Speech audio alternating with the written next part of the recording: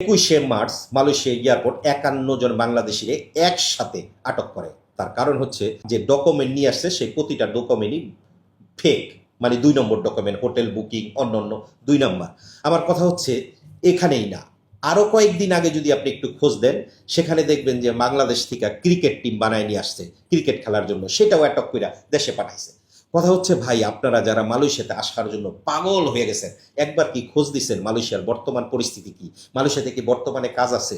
হাজার হাজার মানুষের কাছে কাজ নাই, যেখানে সেখানে রেট দিতেছে। আপনি অবৈধ হইয়া আসবেন মালয়েশিয়ায়, তারপর আইসা দেখবেন যে কালকে পরশু আপনি ধরা পড়ছেন, আবার আপনি কান্দাকাটি করবেন, আর দেখবেন যে আপনি কি করবেন, আপনি আইসা যখন কাজ পাবেন না, থাকার নিশ্চয়তা পাবেন না, তখন আপনি আবার মালয়েশিয়া সরকারের যে সাধারণ ক্ষমা দিছে, সেই সাধারণ ক্ষমায় জরিমানা দিয়ে দেশে চলে যাবেন।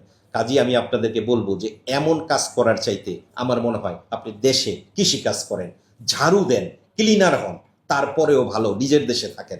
বর্তমান পরিস্থিতি মালয়েশিয়ার কাজের পরিস্থিতি যদি আমি বলি, খুব একটা ভালো না।